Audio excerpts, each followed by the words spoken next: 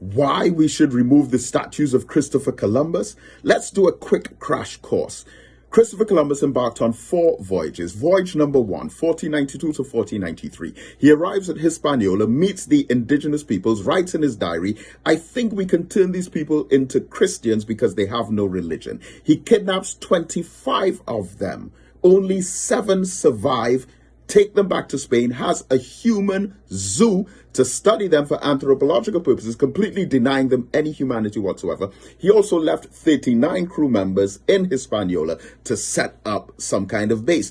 Voyage number 2, 1493 to 1494. He goes back to Hispaniola. He finds that this time they can settle, so he goes with 17 ships, 1,200 crew members, and they want to now create colonies, but 11 of his crew members were dead, and the traveling priest who kept the diaries and records, Bartholomew de las Casas, wrote that our work was to exacerbate, ravage, kill, mangle, and destroy. Small wonder then if they try to kill one of us every now and then.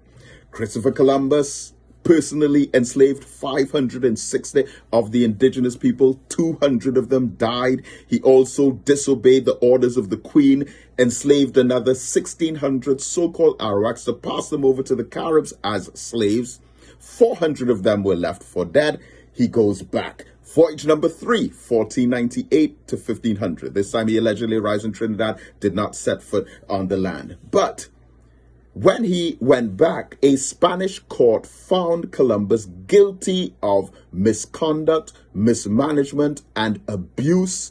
He was arrested, chained like a criminal, placed back in the ship, sent to Spain, and he went to prison there. But he convinced the Spanish authorities to let him go out to do voyage number 4, 1502 to 1504. While he was on voyage number 4 now, the enslavement continued, the genocide continued, the disrespect for the natives continued. He cut off the hands of the Amerindians who did not work quickly enough, left them to bleed to death.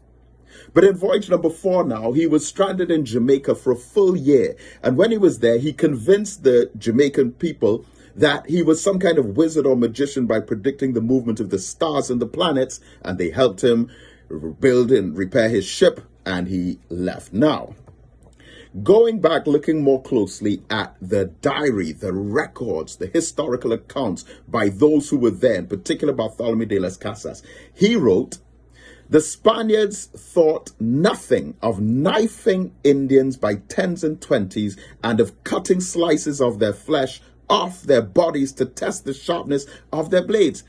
De las Casas writes of one day some of the Spaniards were walking. They saw 2 of the Indian boys with parrots. They took the parrots and cut off their heads for fun. He talks about them playing games, throwing spears, trying to get them through the entire body of an Amerindian just for sport. Now, this issue about Indians, remember Columbus was lost. He tried to go west to get to east. He found America, thought it was India. Then to the west of where he thought America was, he saw some other islands, which he called the Indies, west of India. Hence, up to this day, was still called West Indies. Another story for another time. Bartholomew de las Casas also wrote that Columbus had his men enslave the indigenous population to dig mines. Mountains were stripped up to the bottom thousands of times. They dug, split rocks, moved stones, carried dirt on their backs until their backs broke. And he talks about this scenario that was introduced to the indigenous people. Listen to this.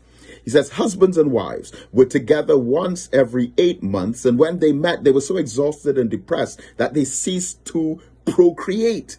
The newly born babies died early because their mothers were overworked and famished and had no milk to nurse them. And for this reason, in Cuba, 7,000 babies died in 3 months as a result of the genocide that they imposed. Now, they killed millions of people just between 1494 and 1508. You had a death rate that was implemented as a result of the cultures that the Spaniards introduced. So, in conclusion, the final verdict, based on the historical evidence and the accounts of the colleagues that were there in person and these first-hand records, The final verdict is that Christopher Columbus is hereby guilty of the crimes of unlawful invasion and occupation of foreign lands, rape, religious intolerance and persecution, kidnapping, torture, unlawful and unjustified waging of war, casual executions of children, first-degree murder, second-degree murder, manslaughter of at least 15 million people, enslavement, lying in the name of the Spanish crown, breaking up families, and perpetual genocide. And we're still asking whether or not we should take down the statue of Christopher Columbus.